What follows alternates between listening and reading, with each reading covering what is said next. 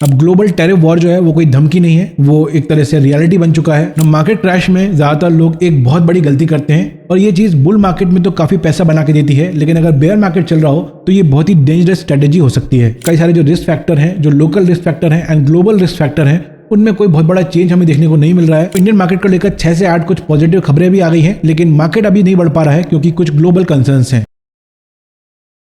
नमस्कार दोस्तों, welcome to today's video. मैं हूं आपका दोस्त दिव्यांशु और आज के वीडियो में हम बात करने वाले हैं कि कैसे स्टॉक मार्केट क्रैश के दौरान हम अपने इन्वेस्टमेंट्स को, अपने वेल्थ को प्रोटेक्ट कर सकते हैं। पिछले 6 महीने से मार्केट लगातार गिरे जा रहा है और FIIs जो हैं, फॉरेन इन्वेस्टर्स जो हैं, वो इंडियन मार्केट से लगातार पैसा निकाल रहे हैं और एग्जिट कर रहे हैं। पिछले कुछ दिनों में US मार्केट में भी भारी गिरावट हमें देखने को मिली है। इसके अलावा अगर आप ऑयल प्राइसेस को देखते हैं या फिर एशियन मार्केट को देखते हैं तो वहां पर भी बड़ी वोलेटिलिटी बनी हुई है। तो चारों तरफ से मार्केट में हमें नेगेटिव सेंटिमेंट्स देखने को मिल रहे हैं। देखिए, मार्केट में अभी इस समय बहुत ही डेलिकेट, बहुत ही वोलेटाइल टाइम चल रहा है और मुझे पता है कि आप सभी को चिंता होगी कि ऐसे मार्केट कंडीशन में क्या किया जाए। तरह तरह के मार्केट एक्सपर्ट्स हैं, वो अलग अलग बातें कर रहे हैं। कोई कह रहा है मंदी आने वाली है और अगले 5 साल तक स्टॉक मार्केट से पैसा नहीं बनेगा। कोई कह रहा है मार्केट हैज बॉटम्ड आउट और यहाँ पर हमें डब्ल्यू शेप्ड रिकवरी देखने को मिल सकती है। इसके अलावा कई सारे एक्सपर्ट्स हैं, कई सारे यूट्यूबर्स हैं जो कह रहे हैं कि बहुत सारे स्टॉक्स जो है वो हमें हैवी डिस्काउंट में मिल रहे हैं और क्योंकि मार्केट अभी बॉटम्ड आउट हो गया है तो यहाँ से हमें धीरे धीरे एक्यूमुलेट करना चाहिए। तो जितने एक्सपर्ट्स हैं उतनी बातें हैं, उनका सबका अपना एक्सपीरियंस है, अपना ओपिनियन है या फिर अंडरलाइन एजेंडा है। अगर न्यूज़ चैनल की बात करें तो न्यूज़ चैनल वालों को तो रोज कंटेंट डालना है, तो वो हर दिन नए एक्सपर्ट्स लेके आते हैं और वो नए एक्सपर्ट्स अलग अलग राय अपनी देते रहते हैं। लेकिन ऐसे में होता ये है कि हम जैसे इन्वेस्टर्स जो हैं, जो कि रिटेल इन्वेस्टर्स कहलाते हैं, जो आम जनता है जो कि स्टॉक मार्केट में पैसा लगा रही है, वो इस समय बहुत ही कंफ्यूज होती है और ऐसे टाइम में हम डिसाइड नहीं कर पाते हैं कि हमें कितना इन्वेस्ट करना चाहिए, कहाँ इन्वेस्ट करना चाहिए या फिर पैसा हमें स्टॉक मार्केट से निकाल लेना चाहिए। और अगर ऐसी स्थिति होती है कि हमें स्टॉक मार्केट से पैसा निकालना है तो उसको कहाँ पर इन्वेस्ट करना चाहिए ताकि हमारे जो इन्वेस्टमेंट्स हैं वो लगातार बढ़ते रहें। अब आपको पता है कि पिछले 6 महीने से लगातार यहाँ पर बिकवाली हो रही है और इसके प्राइमरीली 5 बड़े कारण हैं। पहला कारण है इंडियन इकोनॉमी में पिछले 2-3 क्वार्टर से स्लो डाउन देखने को मिल रहा है, यानी कि जिस तेजी से इंडिया की GDP अभी तक ग्रो होती आ रही थी उसमें थोड़ा सा स्लो डाउन देखने को मिला है पिछले 2-3 क्वार्टर से।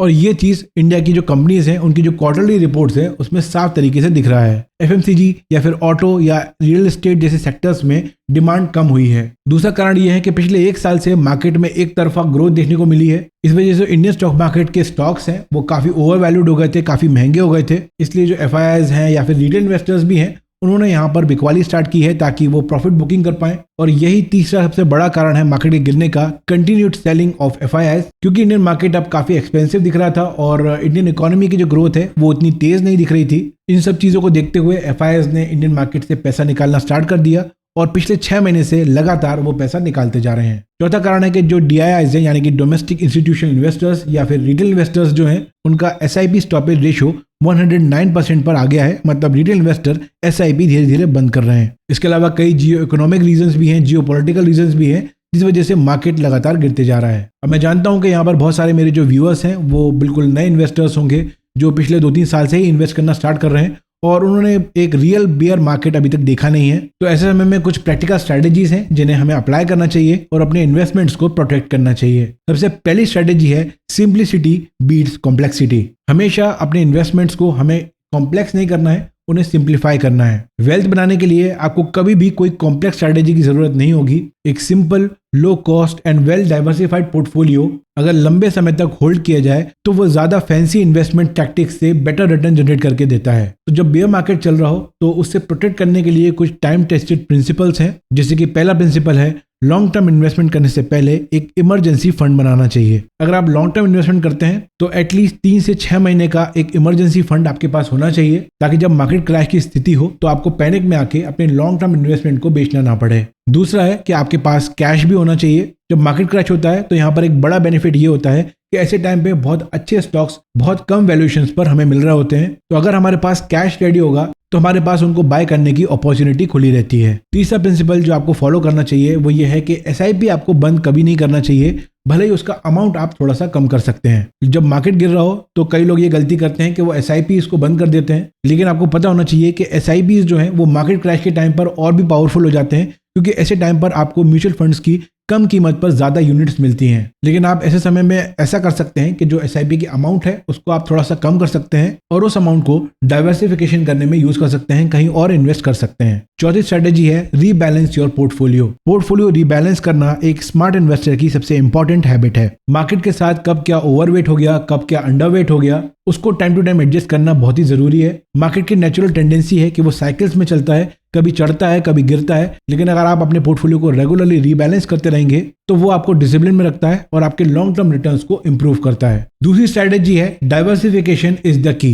हम अपने इन्वेस्टमेंट्स का डाइवर्सिफिकेशन कई तरह से कर सकते हैं। हमेशा मल्टीपल एसेट क्लास में हमें इन्वेस्टमेंट्स को डाइवर्सिफाई करना चाहिए, जैसे कि mutual funds, gold, FD, PPF, NPS. इससे हम कई तरह की रिस्क को एडजस्ट कर पाते हैं। और यहाँ पर जो हमारा डाइवर्सिफिकेशन है वो केवल एसेट क्लास में ही नहीं बल्कि मार्केट कैप्स में भी होना चाहिए। जब भी कोई चीज तेजी से बढ़ रही होती है तो जो भीड़ है वो उसी तरफ चली जाती है। पिछले 2-3 साल से जो मिड कैप और स्मॉल कैप स्टॉक्स थे वो बहुत तेजी से बढ़ रहे थे, तो ज्यादा से ज्यादा लोगों ने वहां पर इन्वेस्टमेंट करना स्टार्ट कर दिया और वहीं पर ज्यादातर लोगों का फोकस था। लार्ज कैप में बहुत कम फोकस था। लोगों ने सबसे ज्यादा मिड कैप या स्मॉल कैप में इन्वेस्ट किया है। बिटवीन दिसंबर 23 to 24 कंपनीज के वैल्यूएशन आसमान छू गए थे और उस दौरान जब मार्केट गिरा तो कहां सबसे ज्यादा पिटाई हुई? Mid cap and small cap stocks में। तो अगर ये चीज अच्छे से स्प्रेड की जाए तो ज्यादा stable and safe returns generate किए जा सकते हैं। अगर आप आज के मार्केट को देखेंगे तो लार्ज कैप के जो वैल्यूएशंस हैं वो सबसे ज्यादा अट्रैक्टिव लग रहे हैं और तीनों मार्केट कैप में सबसे कम गिरावट लार्ज कैप स्टॉक्स में ही हुई है। तो आपका investment large cap, mid cap, small cap तीनों में ही डाइवर्सिफाई होना चाहिए। एंड पर्सनली अगर आप म्यूचुअल फंड में इन्वेस्ट करते हैं तो मुझे लगता है फ्लेक्सी कैप फंड बहुत ही अच्छा इन्वेस्टमेंट ऑप्शन है। इस पर मैं डिटेल वीडियो बना चुका हूं जिसको आप नीचे दी गई लिंक पर क्लिक करके चेक कर सकते हैं। नाउ स्ट्रैटेजी नंबर 3 है डोंट फॉलो द क्राउड। ना मार्केट क्रैश में ज्यादातर लोग एक बहुत बड़ी गलती करते हैं और ये चीज बुल मार्केट में तो काफी पैसा बना के देती है, लेकिन अगर बेयर मार्केट चल रहा हो तो ये बहुत ही डेंजरस स्ट्रेटेजी हो सकती है। जब बेयर मार्केट चल रहा होता है तो कंपनी क्या करती है, इन्वेस्टर सेंटिमेंट्स को फायदा उठाकर अपने स्टॉक्स को चढ़ाने की कोशिश करती हैं। मीडिया और पीआर के थ्रू ट्रेंडिंग चीजों पे हवा बनाकर इस चीजों को किया जाता है। तो आपको कभी भी मार्केट क्रैश के दौरान ट्रेंडिंग थीम्स या सेक्टर्स को देखकर इन्वेस्ट नहीं करना है। जैसे ट्रेंड में अगर सोलर एनर्जी चल रहा है या एआई या ईवी चल रहा है तो कई कंपनीज ऐसी होती हैं कि वो अनाउंस कर देती हैं कि ये ट्रेंडिंग चीजें जो चल रही हैं हम भी इस बिजनेस में घुसने वाले हैं। ऐसी जो न्यूज है वो बुल मार्केट में जो टेम्परेरी स्टॉक को उठा के रख सकती हैं, लेकिन बेयर मार्केट में उल्टा हो सकता है और स्टॉक और भी ज्यादा गिर सकता है। क्योंकि जब कंपनीज इस तरह की चीजों को अनाउंस करती हैं तो वो एक प्लानिंग हो सकती है। आपको किसी भी कंपनी में प्लानिंग को देख के पैसा नहीं लगाना है बल्कि उसके एग्जीक्यूशन को देख के पैसा लगाना है। अभी अल्ट्राटेक सीमेंट ने अनाउंस किया था कि वो वायर्स एंड केबल्स मार्केट में एंटर करने जा रहे हैं और दूसरी वायर्स एंड केबल्स कंपनीज के स्टॉक तो गिरे ही, साथ में अल्ट्राटेक का स्टॉक भी 5% गिर गया। और जब मार्केट में अनसर्टेनिटी होती है, फियर का माहौल होता है, तो ऐसे केस में इस तरह की चीजें होती हैं। तो सेक्टोरल फंड्स हैं जिसमें कई सारे लोगों ने पिछले साल इन्वेस्ट भी किया था और इसने काफी पैसा भी बनाया था। दिसंबर 23 से नवंबर 24 के बीच में 2 लाख करोड़ से ज्यादा का इन्फ्लो सेक्टोरल फंड्स में हमें देखने को मिला है। और अगर आप देखेंगे तो आज सारे सेक्टोरल और थीमेटिक फंड जो हैं वो नेगेटिव रिटर्न दे रहे हैं and they are losing up to 26%। तो जैसा कि हमने पहले बात करी थी कि डाइवर्सिफिकेशन बहुत जरूरी है, उसी तरीके से अलग अलग सेक्टर में भी डाइवर्सिफाई होना बहुत जरूरी है। जो लोग ट्रेंड को फॉलो करते हैं और ट्रेंड के पीछे भागते हैं वो लॉन्ग टर्म में स्टॉक मार्केट से पैसा नहीं बना सकते। अब सवाल यह है कि आगे क्या होगा, क्या इंडियन स्टॉक मार्केट से आगे चलकर पैसा बनेगा? तो लॉन्ग टर्म को अगर हम देखते हैं तो डेफिनेटली यहाँ पर पैसा बनेगा, लेकिन अगर शॉर्ट टर्म को देखते हैं तो यहाँ पर हमें कुछ फैक्टर्स को चेक करना होगा। इस बजट में गवर्नमेंट ने कुछ ऐसा किया है जिसको लोग एक्सपेक्ट तो कर रहे थे लेकिन भरोसा नहीं कर पा रहे थे कि ऐसा कुछ हो सकता है। अब नए टैक्स रिजीम पर 12 लाख के अंदर की इनकम पर कोई भी टैक्स नहीं लगेगा और ये सरकार की तरफ से एक बहुत ही बड़ा कदम था, क्योंकि आज का जो मिडिल क्लास है वो धीरे धीरे श्रिंक हो रहा है। जो सबसे ज्यादा कंजम्पशन करता है और सबसे ज्यादा टैक्स देता है, उसको टैक्स में राहत देना गवर्नमेंट के लिए मजबूरी बन गई थी।